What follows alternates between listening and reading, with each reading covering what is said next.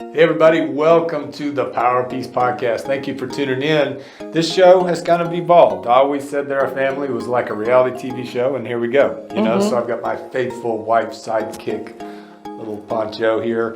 It was always a blast. We talk about a lot of things, but we have a blast. And then our oldest Justin, he's a former Army sniper, 4 battle tours. He's like the mysterious cool one. And his wife Candace, little alpha, just like you. She's just like me. Yep. 3 grandsons. We got Jesco and Jet and Jacob. Sounds like a Western show. Yep. And Luna, who's next in line, a beautiful daughter in Vermont, lives with her wife. Bree. Awesome. And then we got Cole, the next in line. He's our comic and a musician and a stand-up and an actor, but he's got this crazy digital marketing guru brain, jiu-jitsu. So, I mean, you never know what he's going to do. He's kind of by co-host when you're not. And then our youngest, Lena, who's our hippie spirit. She's a soldier. She is a soldier. She's like a revolutionary. Changed the world.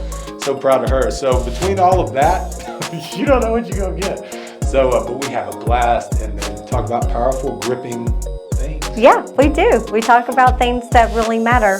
And we talk about things that we hope are going to help others at some point in time in their life. And hopefully it's right now. There you go. Right? Help a lot of people. Help us blow this thing up. Subscribe, hit like, share, comment, send us ideas. There's probably no place we won't go. That's right. That's right. If there's something that you'd like for us to talk about, we've probably been through it. Yeah. So send us those comments. Let us know what you'd like to hear.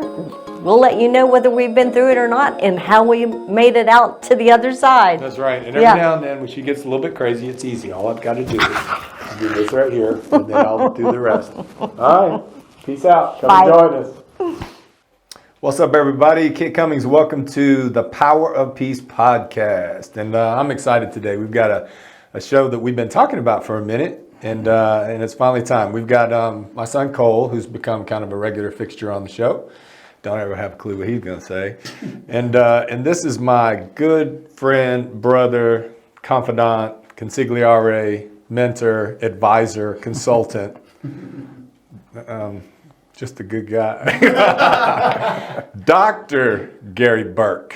So good to have you today, brother man. Thank you. We're going to tell stories today. And tell stories. And we might have to edit some. We might have some might not make the clip. You know, my doctorate is in storytelling.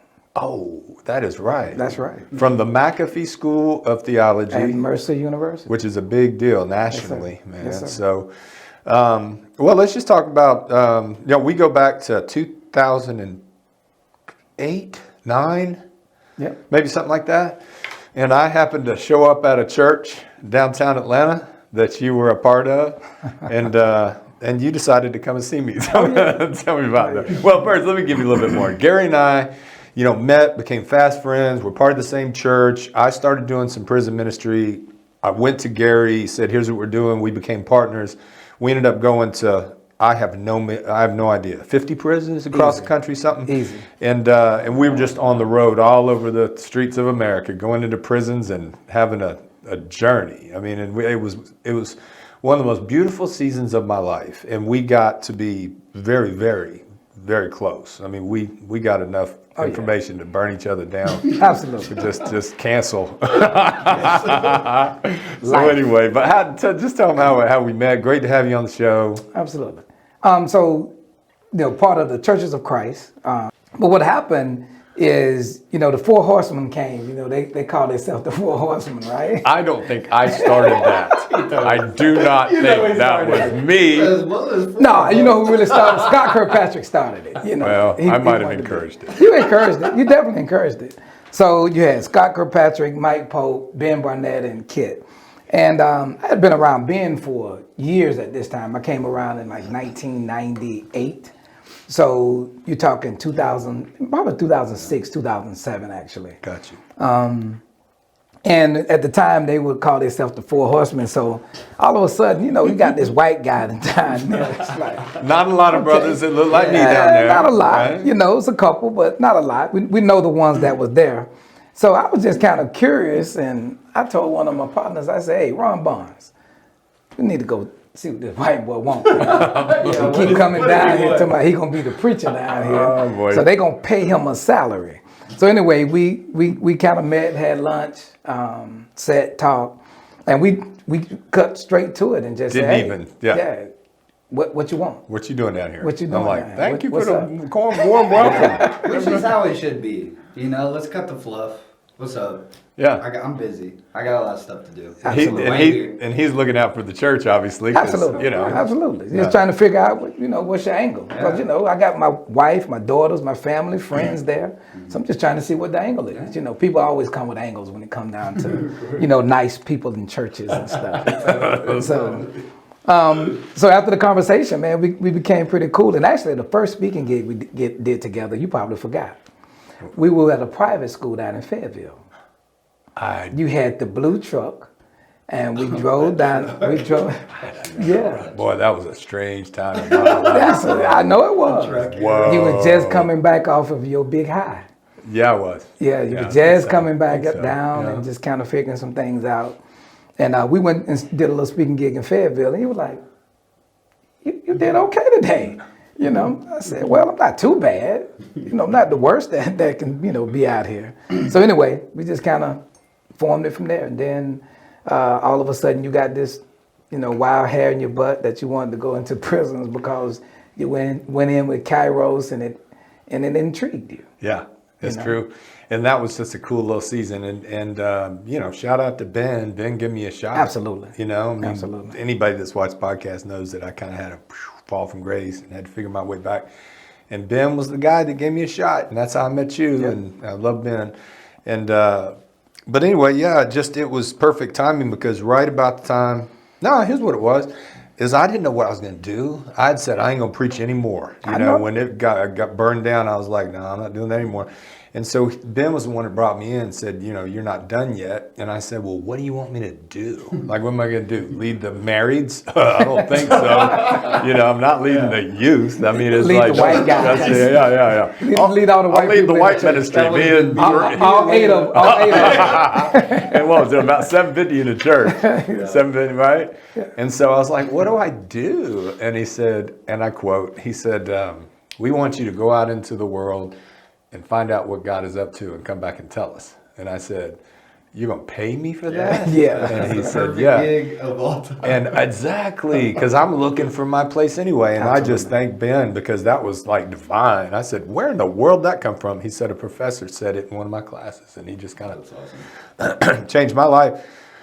So I went down to the Atlanta mission first and started preaching to these beautiful homeless brothers. And, it was like that turned me on to this whole new ministry, to the least of these. And do you remember that little stretch where we had that little band? Well, we built a church down there. On Wednesday nights, I was like, can't come to midweek, Ben. And he gave me his blessing. And we just started rocking till we had this church down there of these homeless brothers. We built a choir, and they were horrible. I mean, they were horrible. It was beautiful. They were bad, but we loved it, man. It was so Jesus ministry-like. And so we had this bunch of brothers. Hey everybody, thanks for joining us today. We are so happy that you're here, and we have some big news. Do you know what's happening? Yeah, because you throw me in there, I kind of have to play along. So January 11th, 2024, we are roasting this gentleman right here, the Roast of Kit Cummings. It's all for a great cause. We'll be fundraising. We're going to be having food, drinks, live music. So mark your calendars for January 11th, 2024 from 6 to 10. Come on out to the Brickyard in Marietta and join us for a fantastic, fun evening of roasting this guy right here. It's going to be embarrassing, but it's for a good cause. Raise money, Right. make fun of me. Right. Good cause. Right. Nutty friends that are hilarious, comedian. I mean, it's going to be a blast. It's going to be a blast, and we all have a ton of stories that we can tell on And it. we're going to raise $1 gazillion. Gazillion dollars. Like, go ahead and get all your wealthy friends and tell them, come out for a great, bring their little checkbooks. That's Silent right. auction. Silent auction. Pretty cool stuff. Prizes and things like that will be done. But just come out, have a wonderful time with us, and help us to celebrate the Power of Peace Project's 14th birthday. That would get up or stay up all night and walk to church. And some of them began to sleep on the ground so they'd be there. And we had whole rows of the homeless brothers in the church that were just, some of them were still lit up. Lit. Preach the word, Gary! You know, whatever it is, like we'd say, Elijah, you can't talk right now. And so that started, and a lot of those brothers happened to have been incarcerated. And so now I'm like, oh man. And yeah, I got invited to Hayes. So let's talk about that first visit. So I'm already at Hayes, right? Building my reputation, you know, with the warden. All of a sudden I got my buddy Gary coming. He ain't never been up there. He shows up by himself. Now check this, okay? Anybody that's in you know, corrections, there's certain correctional procedure, especially with guests and volunteers from the free world. Gary drives his white painter van right up to by the fence. He parks, and it's got a ladder on top. A 40-foot ladder. A ladder to a prison. Now, what do you think the dude's up in the tower thinking? And I'm a convicted felon. Fool, and he's a convicted felon. And so I'm in like, the yard are like, yo, is it time to go? I know, it's like, hey, he's here. And so I'm a little behind Gary, and so he's not in his van or anything. I'm like, where's he at? He can't get in. You know what I mean? He ain't never been here before. So I walk in, he's not in the sally port. I'm like, where's he at? He's inside, walking around by himself. You know, probably got his pocket knife on him like he always does. Gary just has this, you know, we talk about being the worm, like we can get in anywhere. Yeah. Yeah, dude, I think, that's why That's crazy. we got to tell San Quentin at some point. But anyway, tell me just, I mean, getting in after, well, I tell them why you're qualified, you know? As you introduce yourself to the brothers, you tell them. 505-11019. That's my inmate number. So, you know, find myself when I was in college, my first year of college, couldn't make it home for Thanksgiving and realized, man, I'm poor. My mom only made $3,500 a year. What? A year. Wow. And I never knew I was poor. Imagine that. You know, mom make $3,500 a year and you don't even know you're poor. So it was one of those things where when I couldn't get home that first Thanksgiving, I'm like, that'll never happen to me again. Yeah. So I ended up transferring from Alcorn State University to Jacksonville State University. And Played football. Played a little ball. So so that kind of, you know, changed a little bit. When I got to Jacksonville, didn't play, kind of went out, but, you know, didn't quite work out. I was figuring myself out. Ended up getting kicked out because I started, they said a race riot, but it really wasn't a race riot. It was just a fight, you know. Yeah, of course. And it really was just a fight. Yeah. But the beauty in that is that, you know, I was like, I met Louis Farrakhan through that journey. Wow. You know, one of the greatest orators I still think of this day. And it was that introduction. It was a guy named Aaron. He was the RA, and he was from Chicago, and he happened to be Nation of Islam, and he introduced me to Farrakhan. You know, and I was like, wow. So that's where this anger is coming from as a 19-year-old young black man in America that's living in this lily white little town in Jacksonville, Alabama. But anyway, just kind of getting through those moments, end up at Miles College after I got kicked out there, playing a little football there. And that's why I decided I'm gonna do this or not. So I stayed there, ended up selling drugs. But it was my calling to be in the drug game. I just had to have it. It was part of it. You told me one time you didn't get hooked on the drugs. No. You got hooked on the money. Money. It was the money, yeah. Well, Never. When you don't leave your house all day and then you made a couple grand, why would you go work at Zaxby's? Or, you know what I mean? Like, Yeah. or when you make your first trip down to Florida, just home, and you make 10 grand the first time you make a run, it's kind of hook, line, and sinker for a poor jogger. Right. You know, I was making $5 an hour at some little place across, not too far from me, you know, kind of bagging groceries and, you know, just trying to figure things out. So I learned to hustle. Now, here's the funny thing is we literally traveled the roads of America because we did some Northeast, we did all over the South, we did the Midwest, we did the Southwest, we got out to the West Coast, and I mean it's really amazing that we got to see all that stuff. But it was cool because back when Gary was like in the game, you traveled the roads of America, dude. You were taking and bringing back, you know what I'm saying? You were that guy. Decent quantity. I'm sure. And so we would be in some place. It don't matter where we are. We're in St. Louis. And he'd go, I got a partner in St. Louis. And then he'd hit him up, you know what I'm saying? And he did that all over the country. I'm like, Gary, You got partners in every freaking big city that we don't, you know what I'm saying? You had connections. That was your business, Yeah, right? I found people that I knew was still Networking present. is really all that it was. Absolutely. Networking. That's Absolutely. Lead generation. Maybe a little bit, right? Pipeline optimization. You've got marketing, you got production, you've got Sales. and delivery, you got brand and image. Did all of it. I digress. Okay, so anyway, when you got to go, like, you know, you did your time, paid your debt, you know, after you were out, and then had to go back, Yeah. you know, which is a whole nother deal. And then all of a sudden you got to go back into prison, you know, what'd that feel like? You know, and we'll talk about Hayes here for a second. Well, the first time I had to go back behind, the thing is hearing the gate close behind you. And I can't do anything about it. I can't turn around and turn a knob and just walk back out, you know. And it was like, click, click. I'm like, ah. Then you go through another one and you get to the salad port and you're like, click, click. It's like, ah. So now I'm behind 3 gates that has closed behind me, you know. So just the thought of that. But then as soon as I walked out in the compound, I was home. Because I knew these guys, not personally, but they're me. You grew up in Belgrade, Florida. You took me there, and mad respect for those beautiful people. But I was like, I didn't know that this existed in America. It wasn't just a poor city. It's like a third world country. It was like a third world country. And I walked down those streets with Gary Burke, and he knew everybody, and I got respected. Now, if I'd been walking by myself, interesting. It'd have been a lot more interesting. a little more colorful. But Anyway, left with less things. I would have made donations If you would have made to it out the of community. So anyway, go ahead. So when I walked in, I mean, it was just amazing because even the correction officers, I was about to say security guard, but I can't do that.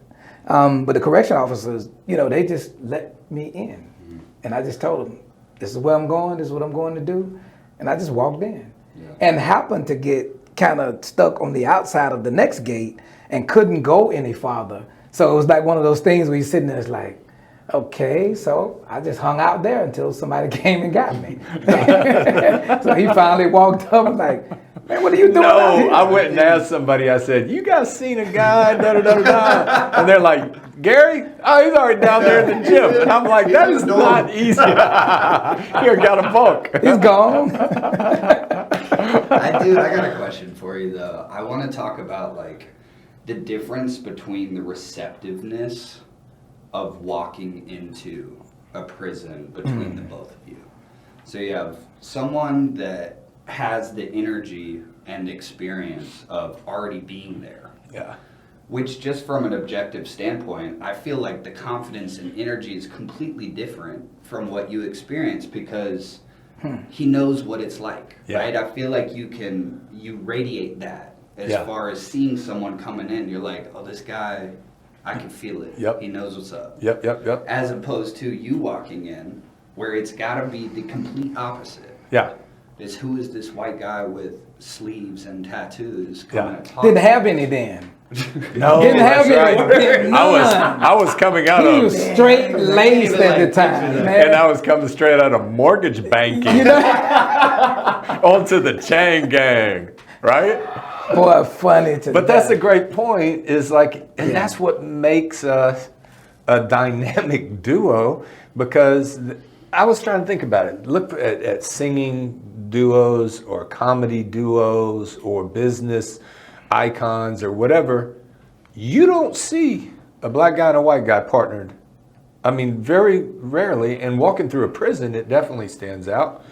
And doing that type of work. Right? And so, all eyes on us. And then they started, what they call it? They called me like Johnny Cash or something like that. And then I got a nickname. And I say this, I'm just going to tell you what they called me. This is, just mad respect to everybody in the whole world. But they called me the Crazy Cracker. Crazy Cracker. Because that is what made me. You got instant credibility just because of who you are. But I had to earn my stripes. I had gold teeth then too, though. A gold tooth. Bing! It was the best thing about you. I was so disappointed when you got those. Dang it, man. It's one of the coolest things about my friend. But the funny part is, so at Hayes, we got a chance to, start doing some programming and things of that nature there. And we had a day with the chaplain. And he said, I think we're going to go into all the dorms and tell them what you guys are proposing to do. Like, okay. What does that look like? So you go back where we've been hanging out with all of the what they call it, faith and character based dorm. So it's really cool back there. All the guys trying to really program and do good and things of that nature. And then we went into the hellhole. And it was crazy because you walking in, now you got to turn these guys' television off. You tell them to turn the television off and be quiet. Middle of the summer, 100 degrees, and we turn their big fan off. Yeah, got to turn the fan off because you can't hear. Yeah. Well, where did I get to go into? Hayes. Yeah, because we went to the hole. And he would take you to the hole. Remember that? Yeah, he went to the hole. People were banging on the doors. And that was real. That wasn't for a camera because it wasn't anything in there. No in there. But it was 15 dorms. Yes. In 3 hours, 100 degrees. That's a real number. In the dorms. We doing about 10, 15 minutes a dorm, probably. Something like that. We were drenched with sweat. Drenched. They don't talk about the air conditioning. That's something there is none. There isn't. Think about. No, you don't have any. None. Try to imagine sleeping on a cot, in 100 degrees, and they had just taken away tobacco, no which cigarettes. everybody's jonesing, no cigarettes. So it was the worst possible scenario in a prison that's just on fire. It's the biggest gang prison. I don't know what's up, but you do. Yeah. And I know that I kind of probably had. Remember, and before we went on this 15, the kite had already come out and said, "Tell the white boy to watch his back." Yeah. And so we knew there was a credible threat, and we're like, "Well, let's go on into the beast, bro." No, they wasn't just like you was just like, "Let's go on." In there. Then no kite come out to me. Yeah. I was good. Yeah. And then they said strong security with us, right? Yeah. Opie. And Barney. We're like, literally. He goes, "Don't worry." Literally. Here's what the warden said. We've never done this before. Never did. We don't let volunteers go into these places. And it's like, oh, great. He doesn't know that there's a threat. We didn't tell him that. Couldn't have done it. And then they say, we're going to give you 2 CERT guys, critical emergency response. And so there's these big strapped up just steroid freaks that wear all black. And you see them coming, the brothers in white, they already know it's going to be a problem. Bad day. That's a problem. Bad day. And so, they'll take a brother out and you don't see him for a couple of weeks because he's healing up in the infirmary. Nobody ever knows, right? And so that's just what it is. And so we like see our security force, and it's 2 dudes. Literally. Tiny little white dudes. Opie and Barney. And Opie and Barney, and all they have is walkie-talkies. What are you going to do? What are you going to do? And if something happens, ain't no way their backup's getting there for 5 minutes. We hope that they make it. Because you look at them, it's like, man, you're not gonna make it back. Barney and Opie. That's literally like Barney and Opie. Brady Bunch. Like it was. I'm like, so you might as well not have sent them. So we walk in. They don't know we're coming. There's been no announcement. It's Friday morning when they get to sleep in. There's no way to announce against us. Everything against every us. Scenario. Nobody's saying, "Hey, fellas, we got a couple brothers in here." It's just us walking in, and they can't hear us. Click. Close the fan. Turn off the TV. Guys are playing, and they're looking. Guys are coming out of the shower naked. There's guys looking around at who we are, and we're like, "Can we have your?" No, remember how the first line? Dr. King said, and then it's all like, what was that? Now, first of all, there was Chap, and Chap, bless his heart, man, good brother. He is a good brother. He go in there, he's like, "Hey, can we get your attention?" Dang, this is gonna be a bad day. This is a bad day. This is gonna be a bad day, long day, and but we did it. We did We it. got a lot of respect out of it. A lot of respect, and we brought lists because we had this peace movement going on that was young, called Peace at Hayes. Peace at Hayes. Before Power Peace Project had not been created yet. It would be there. Yep. Those brothers changed us.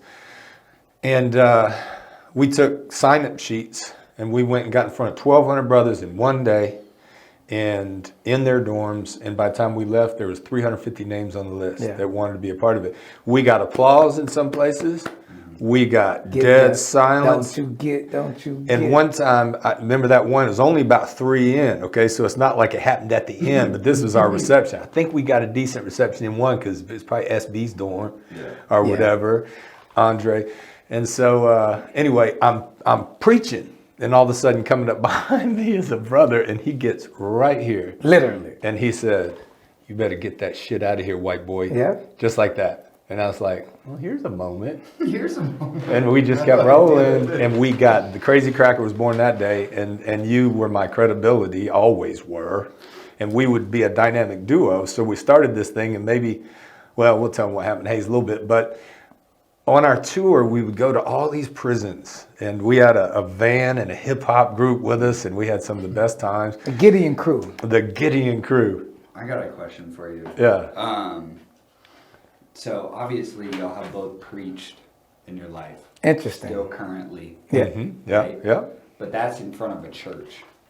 What was it like to be able to be in a place with no cameras, no phones, no nothing, And not keys in the room most of the time. No. pure unfiltered audience? So there's no cutting, there's no like, you can say whatever you want, you can do whatever you want. Yeah. How is that different as far as like a performance and a speaking gig goes? It was the freest I've ever been. And I have to agree. I mean, you were as free as you can ever be. And the reason I say it that way is because they hung, you know, the men and women actually, but mostly men, they hung on our every word because we brought information that was for them needed. You know, whether they coming home in 20 years or coming home in a year. Yeah. And I think it was a mindset shift for a lot of them. We had this thing that I would do called the talk. And it was invented in Ohio, kind of came out of nowhere. And what we would do is, you know, he would say something and we'll talk for a couple minutes and, you know, 15, 20 minutes or whatever. Then he'll have to leave the room. I just say, guys, I got to go to the bathroom. Yeah. Like Gary's going to take over. Yeah. That's good. And so I kind of get up and I just have a real talk with them. And I, you know, and it was born out of, you know, just telling guys where, you know, the Corps of Engineers of the United States, when we go and have wars and we tear things up, the Corps of Engineers come behind them and fix it up. And I told the guys, I said, man, we gotta go fix up what we fucked up. And it resonated with them like, yes. Like They've there's never still been a point called. after. Well, fix. they've never been You called know? to do anything great. You know what I'm saying? That's They've been called right. to tear things up. Yeah. You know, that's kind of what a lot of them were used to. So just being called to do something great, like, and you are the ones that can fix it. The judges can't fix it. The police, the politicians, nobody can fix this. So we figured, you know, we got some information, man, about some, you know, some people that we know a little something that's changed the world. So why can't we do this? The antivirus. The antivirus. We were on our way to some prison, and you coined it. Yeah. And you the said, antivirus. Would you say It's- that antivirus is hope? yeah. Well, it goes along, yes, but it goes along with what he just said about calling these men, hey, not only get out and try to stay out, no, you got to go fix up this damage. And so it was like, you know, we would introduce it, you know, what do you do when you have the flu? You get a little piece of the flu, a little dead virus, and the body knows what to do with that. Or a snake bite, get a little bit of the venom, the antivirus. And so, That's the name of the book. is it? Yeah. Oh, bro. Time. And so what's the antivirus to crime in America? The criminal, a reformed Absolutely. criminal. And that resonated with them. And we did do this cool thing where I'd get up and preach and do my thing. And in the middle of it, I'd say, you know, I knew a guy. And he comes from a very tough part, and you know, he got out through sports, and then he started doing drugs, and then he blew it up big time, and then da. Now he's getting his PhD, man. He's the model. And about right when I'm rolling down that road, you see all these brothers out there, and they start looking over at Gary and going, "Hey man, you think that's the dude?" And then I said, "This is my friend Gary Burke." And then you get up there, and it was like, I don't know, it was just this cool thing that God did, you know, for us and with us. And I think it's a shift in energy too. You know, he's hype and kind of rah, you know, and I'm more laid back. You know, more kind of, you know, more of a conversational type of speaker. And I think that shift, and then the credibility of just being one of them, you know, being, you know, I've walked a mile in their shoes. Didn't walk 20 miles in their shoes, thank God, but I at least walked a mile in their shoes. And I think that's the thing that they realize is that, man, listen, and I need the help. Yeah. Like that was the other pull. It's like, I need your It help goes out both here. ways. Yeah. Yeah. But I think that's the biggest thing, right? Is like it all goes back to hope. It totally Right? So does. you Absolutely. see someone Totally like Gary does. get up there who Yeah. has been in, been out, Yeah. and is successful Yeah. and evolving and doing something. And I think that if you don't have anything to look forward to, Yeah. you're declining Yeah. until you hit a place where you find something to look forward Yeah. to. So for a lot of these guys in there that are living this monotonous life, doing the same thing in survival mode every second of every day, Yeah. to have someone come in and be like, listen, I've sat where you sat, like I've slept where you slept, Yeah. and I'm here now. I think it plants that seed of, you know what, like this isn't over for me. If he can There's do still it. something else. It's possible.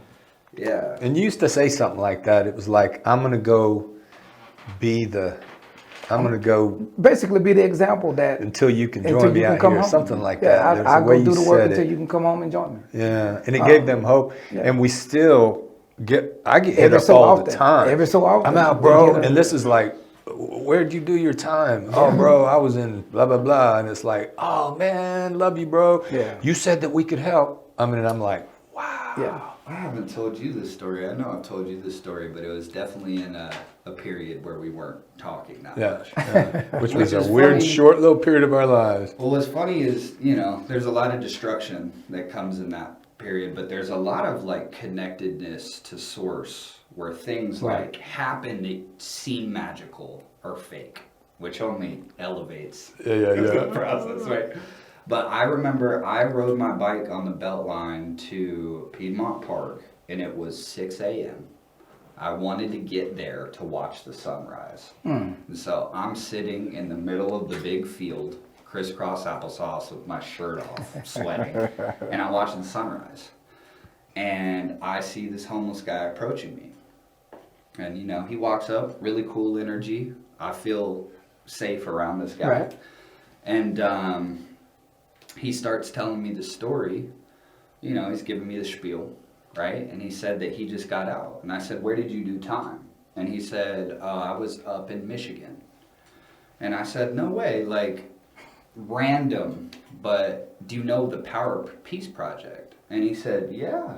And I said, this guy's obviously lying to get me on his Right, team. right. Yeah. And he pulled up his sleeve and he had the wristband on. Oh, wow. And I'm not even lying.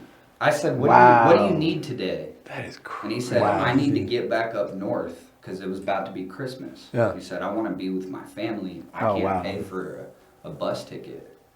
I said, let's walk to the Greyhound. How far is it? It's like 5 miles. I said, I'll walk with you. So we walked all the way Went to the Greyhound. and I bought him this ticket that was probably wow. the most expensive, Yeah. you know, generous thing I've ever done. But how crazy. He's wearing the wristband. He had the wristband. Had the wristband on. In Atlanta. And those from were- Michigan. You know, like Okay, so that's a weird- perfect segue too. Okay, so what happens at Hayes in Georgia is peace comes. You know, we got to where we were having, you know, I don't know how many in the visitation on Fridays, open call out, no metal detector, which is crazy in this prison, and we just got a bunch of beautiful gangsters, and the From all vibe was factions. crazy from all the big factions, Yeah. and peace came that summer. And it won Institution of the Year. So it went from worst to first. And it's like, okay, now it's on. We started getting invited. And so we go to Michigan and we met Miss Mary. Miss Mary. The warden, there's been 2 or 3 wardens that have Warden been just Bunting? beautiful to us. Jason Bunting. Jason Bunting, man. Craziest thing. So Yeah, she invited us to Michigan because of buck 50s. Remember buck 50s? Buck 50. Shoot, it was an initiation practice where what they'll do is they'll take a toothbrush and a razor blade and they'll burn it in and it becomes, you know, slash into it. Yeah. And then they cut them from mouth to ear. It takes 150 stitches, called a buck 50. Yeah. And that was happening because the Bloods were recruiting real heavy. And so it's like, well, let's see if Kit and Gary can come and help us. And so that's what. See if that'll work. We had a problem with buck 50s. I get it. And so we go, well, we're invited. And so we went up there and it was like 2 magical years in that place. That's crazy. There were 3 prisons right next to each other. And that was Shoreline, the Brooklyn, prison Mesquite. where violence dropped 50% over a 2-year period, and we took almost 2,000 brothers through the program. That made us. It's how we developed, the system. Okay, I don't want to derail us here. Go ahead. But I have a light bulb question. Ooh, I like it. I think like is, it. Come with it. Engaging to Could the be audience. divine. So you guys have made a career out of something that I would say less than 1% of people do. It's probably a lot less than 1%. How many people do you talk to that have been in a maximum security prison? I mean, not many even doing just regular ministry. Even in your career, you probably don't talk to many. Not many. Right? No. You might talk to people that work in reform, but not people that have spent months in a state prison. Yeah, Right? helping, yeah. I want to get your perspective on how crazy, and I don't want to say horrible, but insane it is behind these walls that we don't see as civilians. Like, you guys have made personal connections with people that are inside, and you hear stories. I mean, you've told me things that have changed my perspective of crime. Like, if I'm going there, Yeah. I don't want to go there ever because of what I've heard. Yeah. So I guess my question is, like, how bad is it actually? Like, you just mentioned $1.50 very casually. That's what the Joker did to himself in a fiction movie. Yeah. Oh, yeah. You know what? Like, that's like Didn't think about They call it the Joker too. That's yeah, crazy. they call that too. Yeah. So, like, is it as crazy as you hear? Like, It's crazier. It's like we're going through the Sallyport one day at Hayes, and there's an officer on the ground, and he's Bleeding out. and they're trying to stop the thing, and we get down and pray for him, and we saw a guy, stabbed up in the yard right outside of our meeting. And Yeah. I mean, I don't know. Answer that. It's like, I guess it's kind of both and. So it's not the things that you see, it's the things that you don't see that but you know is happening. Yeah, Correct. that That's is correct. happening. It's the extortion and because unfortunately in Georgia the state inmates don't get paid $1. Yeah. And most of them are poor anyway. So now you put poor people in a situation where and they're they're stacked on making the top of most each other. expensive things. Yeah. Isn't that insane? I mean, Yeah. Military, Everything, making opticals Glasses. and So it's just lingerie. free Yeah. labor for these. So true. I paid Slave. $100 for them. so it's a setup. Yeah. You get caught with a little sack coming from the store, man. That's like Christmas comes Sunday. All eyes on that. Yeah, man. Imagine being a new brother walking through the yard with a big nylon sack because you just went to commissary, You and better everybody. be- The game is who can get to him first. You better be Michael J. White. Whoever that is. You don't know who that is. He don't know who that is. You know who that is. He's in the fight game now. So Oh, him. I got you. He's a him. Or Grimlock. I got a Grimlock story. If I was going to be in there, I'd Yeah. want to be Grimlock. Yeah, well, Tell us real quick. That's what he. So when I got to go to Hayes, I was probably 15? 15, yeah. Maybe. Yeah. But we kind of went through the Scared Straight thing, and Grimlock was the headliner. No, we've been encouraged straight. Though. Go ahead. Well, yeah. Inspired straight. Inspired straight. Inspired straight. But Grimlock was a little scary. Ooh. It was very inspiring. Yeah. Let's Yeah. say that. But Gangster Disciple. I'm talking like Green Mile. Yeah. The Yeah. biggest dude I've ever seen. Yeah. Like he could probably. I mean, it's insane. With no weights. Yeah. No. No Just weights. built like that. Calisthenics. Peanut butter. And Yeah. peanut When he butter. walked out with the lock. Ooh, and wrapped the around his chain. hand. What do you call that chain? Like the, Lock in the sock. when he was hitting his hand with it, and you could hear the thud. Yeah. I was like, that's the most terrifying thing I've ever, like, Lock in the any sock. situation, I'm...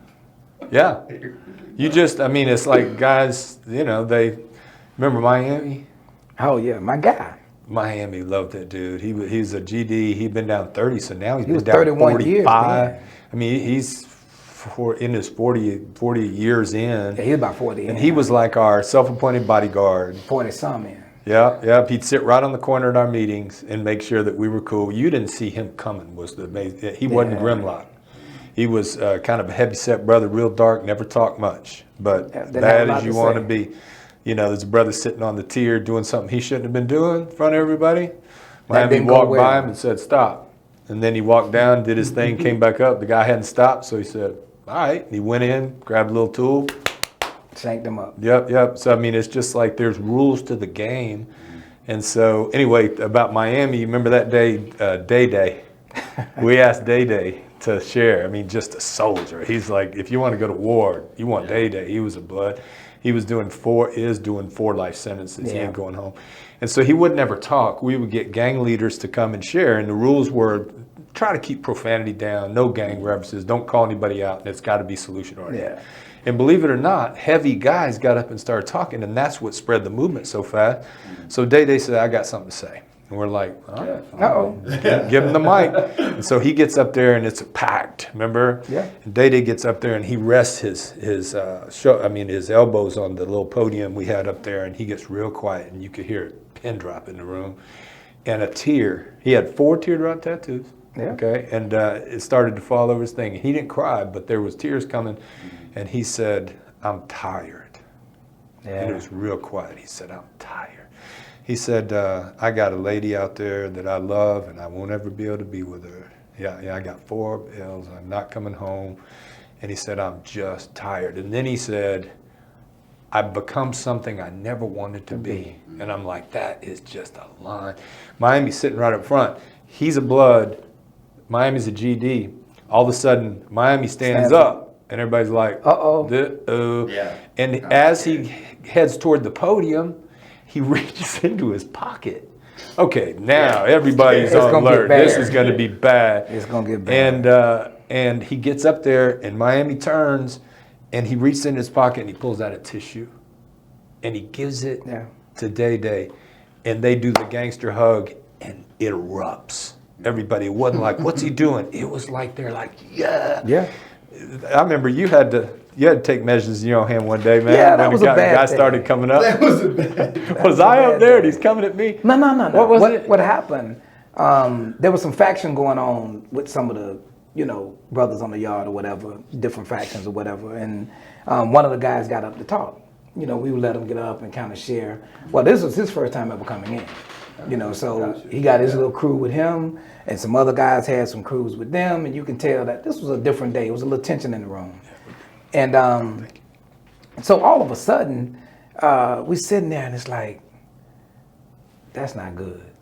And I could feel the tension start to rise in the room, and I'm looking around just kind of paying attention to the room. You got a good antenna. Yeah, so I'm looking at him. He's getting kind of, and the more his guys are kind of hyping him up, you can tell, it was a quiet hype. You could just tell the energy. And I'm watching, because where I sit, I always sit with everything in view, So where I was sitting, I was like, oh, this is going to go south on us. So I got up, and I laughed, and I went, and I gave him a huge hug, because he was talking real crazy. Like, He was instigating things at our meeting. He was deep in there. I mean, he started getting deeper in, and I gave him a big hug, and all the time I'm patting him down just to see if he came scrapped, because I don't know where this is getting ready to turn to, but I need to know, Absolutely. Do I need to just go up front and just say, hey, man, y'all buzz somebody and tell them to come get us out of here. Y'all This are gonna in go this bad. room. We can't get out. Just Nobody us. else. Oh, no Nobody keys. else there. No keys, no metal detectors. no Crazy. way, no way to get out. With 80 guys, 100 guys. Yeah, whatever. easy. Yeah. Easy, 80, 100 guys in there. And so I hugged him, and all of a sudden the room started to laugh, and we started to laugh, and he and I laughing, and we just kind of playing off. And all I did was I basically set him down. Yep. Because this was going south fast. Opposite energy. Yeah, And he did. I He just- diffused it. Yeah, and nobody really, well, I'm going to say nobody caught it, but certain guys in the room caught it, like SB. Yeah. SB was like, that was going south. Yeah. Good thing you did that. And Mr. Ferguson said the same thing, old Muslim cat in there, man. Yeah. Mr. Ferguson said, yeah, man, young lad, you did your thing today. Because everybody saw what he did. course, and they This is know a young everybody- dude, Yeah, too. man. He was Yeah, a young it was dude. I young can see dude. him. Yeah. I would like to, I think the work that y'all have done has impacted my life a lot in more ways than I could talk about on this podcast. Just having a different sense of street smarts and awareness, like you just said. Like, if I'm in a club, I'm in the corner where I can see the whole club. Yeah. Like, it's just I'm probably not drinking at a place where I feel, you know, like I have that energy awareness that I feel like other people don't have. Yeah. But also, I've made, I don't even know if I'm allowed to say this. I guess we can cut it if we need to, but I've made connections to people that y'all are really close to on the inside. Yeah, that's okay. You can say it. You know, I Like get an Uncle SB. I get FaceTimes from SB at least once a month. Yeah. And we talk. I keep up with him because I didn't ask for it, but he just volunteered to be a father figure in my life. Yeah. When It I helped was you through some stuff. That's what I'm saying. When I was going through my hardest times, I was at the tattoo shop about to get a tattoo, and I'm talking to SB on the phone. He's trying to calm me down and fix our relationship. Yep. I got a recording, a voice recording from SB inside. He sent it to me, and I have a song with SB. Like, so. Got to hear that one. Yeah, I'll send it to you. I mean, it's definitely. SB is a brother named Sir Brown who changed I've got him, right here, free Sir Brown. He's doing, all day long, as they say. Yeah. And we are committed. We don't believe that's going to be the case. But brother, that's like a modern day Mandela in there is the best way. He's a peacemaker. He's a reconciler and mediator. And real brother, though. He's a real brother. Been through some stuff. Nobody messes with him. They ain't just going crashing his bunker. No, the wrong young dude comes in there and thinks he's old and he leaves. Golden Glove. They drag him out. But only if he has to. But he's and he's also got the love and support of more gangs than because he's not affiliated. But he's a teacher. He's full of so much wisdom. So I love Sir Brown, and the fact that he helped you through that is a big deal. So all right, let's do this real quick. So we go to Michigan, Buck 50 thing, and we end up getting dug in, and the movement takes off, and we realize, okay, we have something very special. It wasn't Hayes was, lightning in a bottle, one and done. It was like, no, this is a program that has teeth, and these hard brothers, they love it, because all they typically get is educational stuff, maybe a little drug and alcohol stuff. They get ministry stuff. God bless anybody that goes in there and try to save them, but they get the same 10% get saved every time there's a crusade. And the rest keep tearing stuff up. Not every time it's a crusade. He said crusade. Yeah, that was interesting. Billy Graham moment. I don't think that I've said that Billy word. Graham moment. Crusade. Thanks for calling me out. As I said it, I was like, I hope they don't get well. No. So anyway, but at the end of our 2-month thing, we go in, we set it up, then they do 40 days, and then we plan and we do this big party, and we bring in free world food. We had a hip hop group it was kind of like gospel hip hop, which is pretty cool. Gideon Crew and Sunny Day out of Detroit, and I mean we started calling it a gangster party. Because that's all it was a gangster party. Because we would get up there and preach, and they were so grateful because they had done something significant. They get their certificates, they do presentations, but then we just have a party. Yeah. And it's just, I mean, imagine you got a hip hop group, and all the brothers are out there, and they're who don't never see live music anymore. No. And they're really, you would say they're enemies, but not in this. After they had been together for a while. Because they have to sit across from their rivals and do the curriculum that we developed, and it brings rivals together. But those parties were so good for me to see, because you literally got brothers out there dancing. They got their little drinks, and it looks like like they're in the club. I mean, literally. Snoop would die to make a video in that place. Like, you want to talk about nothing but a gangster party. Hey, listen. When I tell you, you'd have thought that if they'd have turned the lights down, man, you'd have thought they were in the nightclub. They were dancing, sipping. They just juice, what I'm saying? It's just out there, had just got through eating some good free world food, man. It was a blessing, though. Blessing to be a part of. Remember the young bloods sat in the back? We did one round, and we had this young group of bloods, and they were hard to control. Because most of the time everybody respect our space and we're doing our thing. But then if somebody starts running their mouth, everybody's looking back like, you better. Yeah. Well, these young dudes did not care. At all. We had to win them, and we did. And they became a big part of it. So we're at the gangster party, and I'm up on the little stage. I don't know why. Remember, they get us up there and try to get us to dance or sing side. Gary would do side next to Sunny Day sometimes. I was one of the nights. That's right, Sunny Day of the night. No, really, it was Sunny Day on the night. It's just you. It's you. No, and then Jake and me and ED, Jake. right? Yeah, me and Jake. Oh Saturday my night. gosh. And so all of a sudden this group during the song, Yeah, glad it's not in the pip. So Yeah. it was like that. And she was. Sonny could wail, man. What was the one she would do? It was the Isley Brothers Isley song. Brothers, Living for the Love of You. And it would touch these older brothers that had been in there, and they'd be like, oh, because it took them out of that place. Exactly. Out of that. And that's And it what our... takes you to- Now the crazy part is I can't sing, but I do sing. You got that raspy I got a little Hamilton. something. You got that little Hamilton, Anthony Hamilton I do a thing. little something. So anyway, this band back of young brothers, they bum rushed the stage, and they're like heading for me. Yeah. And there's no time. We got Warden Mary in the back, and we got the head nobody in of, between. head of gang security, and they're like, code red, and they're coming at me, and I'm like, what did I do, man? I provided all this for you. And they get to me, and they pick me up and start kind of throwing me around. They're so happy. They're like jubilant, and I'm just like, throwing the white boy around. It was like a beautiful moment. Imagine the reality TV though. Like, doesn't it? Like, I know we talk about this all the time, but that moment, that's like Emmy award winning. Like getting thrown up in the air in the yard. In a prison. I guess Come you're on, right. that's I guess you're All right. right, I do want to shift a little bit, just because I think we're probably wrapping up. Yeah, soon. we got 5, 10. I want some advice. Okay. And I think this could be relevant in the crazy world that we live in. Let's picture a scenario where someone like me has the worst day of their life. And I'm headed to prison. There's no way out. You know, I'm not winning this case. I'm going to serve time. I know both of you have had this conversation with young people, families. Way too often. But what's the advice for me to prepare for one of the, most intense situations that any human could go through? And I don't mean this as a joke, even though it's kind of funny. No, yeah. The first thing you do is pray like hell.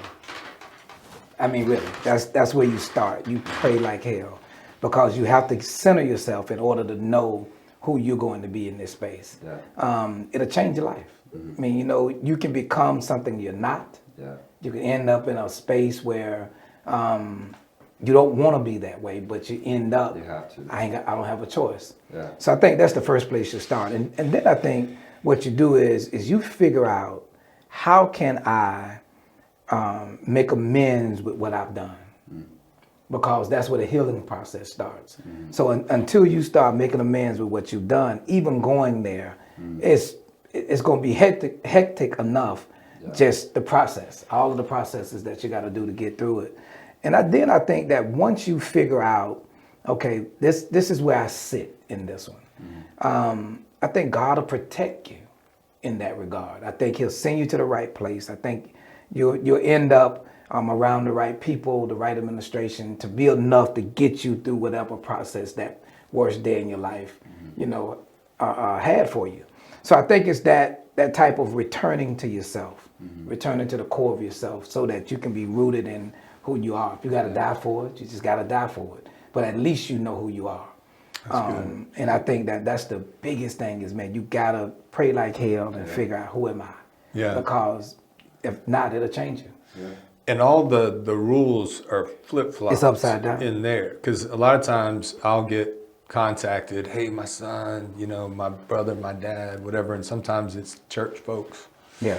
And they're getting advice like, just go in there and start going to church.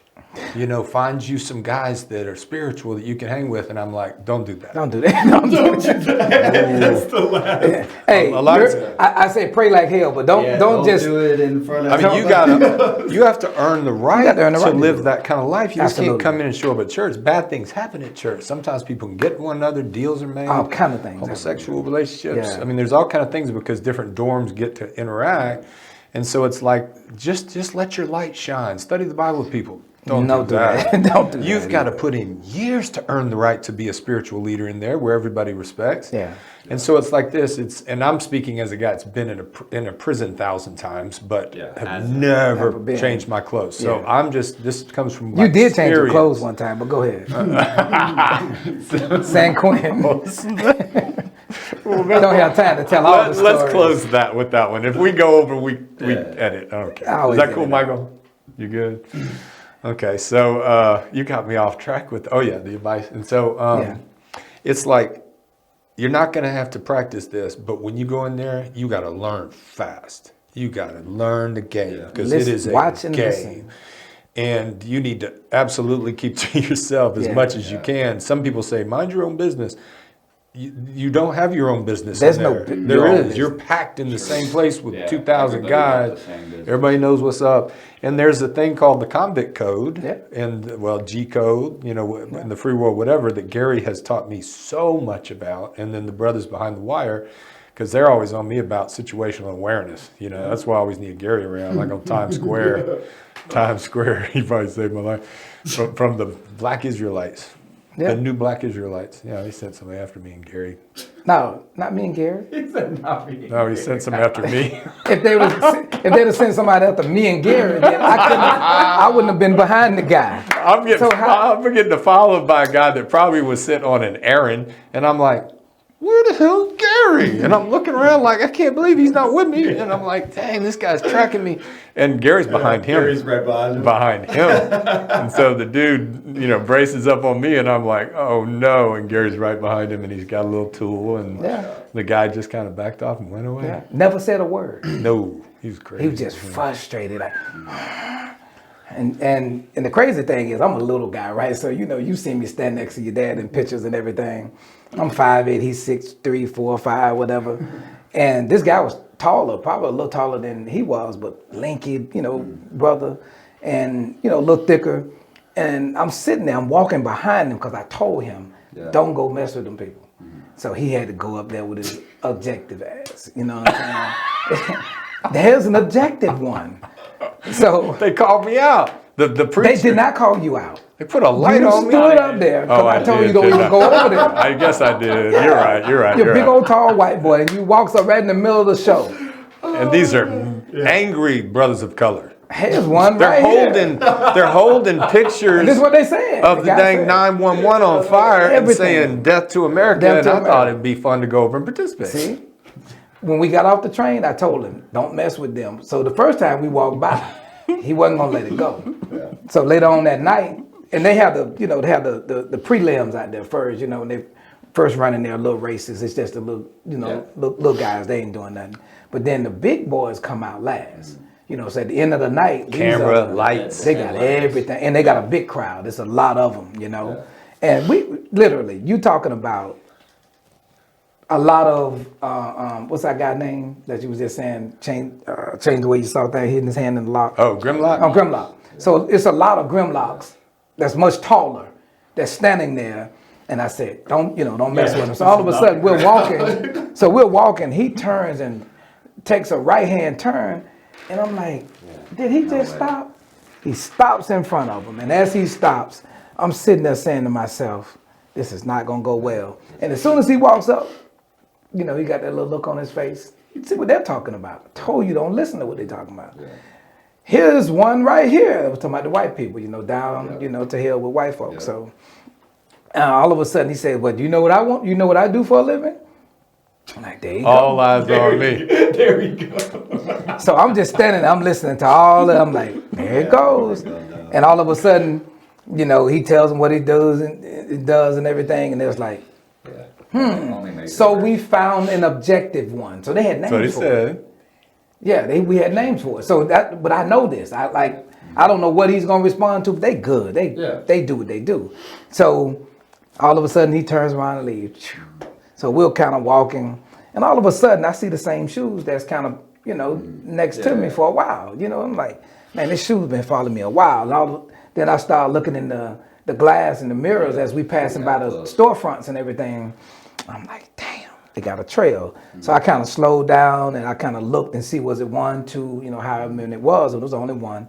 So I kind of just backed off, and your dad being La La Land, he just doo-doo-doo, doo-doo-doo. Times Square. Times We're on Square, Times man, Square. Let's go to a show. Yeah. So I back off, and literally for about a block and a half, he don't even know I'm missing. Yeah. Because this guy now, I'm following the follower. Yeah. And I'm directly behind him, and I'm like, man, what is he gonna do? So I'm kind of checking him out just to see if he had a tool on him that I could see, anything to pay close attention to. So when we got near where you're walking out of Times Square, and you're going into the darkness, to the dark side, and then the crowd gets thinner and you have to go to the train, it got real eerily close then, because he got really, really close to his back. And as soon as he was like, because now he noticed I'm not there, because he's talking to himself, really. So he's talking, he turns around and look, and as he look around, the guy's like, right here. Yeah. And when he gets right there, and I say, excuse me, can I help you? Yeah. So I flick my tool out, I keep my one, just posted just in case. And so I flick it out, and he looks and he sees me. So I'm standing there, one dude here, and I'm looking up like, you need anything? Can I help you with anything? That's so true. With a doggone knife in my hand, right? And he see me, I kind of got in between them. And all of a sudden he was pissed. And just walked off. And then I had to tell this, I was like, didn't I tell you to leave them people alone? But it was his job, man, to go do something that day. Didn't know what it was, didn't know what his intention was, but it wasn't good. No. I promise you it wasn't good. And he has done that for me. That is for sure. Gosh, there's so many. I think this is probably going to have a part 2 to it. I think everything's going to happen. Everything's going to be a part 2 because so many things running through my head. It can be 3, 4, 5. So many things. We got, the fog coming in and Marion, Bullet Head. I want y'all to know, I think that, I think this is very relevant because it's entertaining, 1. But 2, it's just a niche that people don't know about. Like, I know we've talked about this for a long time, but the reason people watch these behind the wire type shows is because they don't know about it. Yeah. So when people hear these stories or get this advice, this is a whole nother world that they don't have access to. True.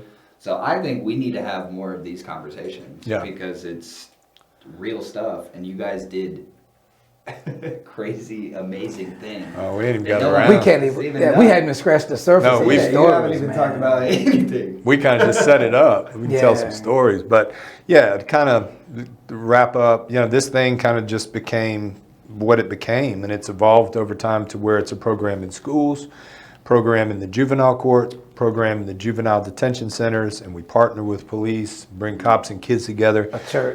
A church, Lakewood Church of Hope. Go and see them downtown Lakewood. Almost 10 years. I gotta give a special shout out to Lakewood.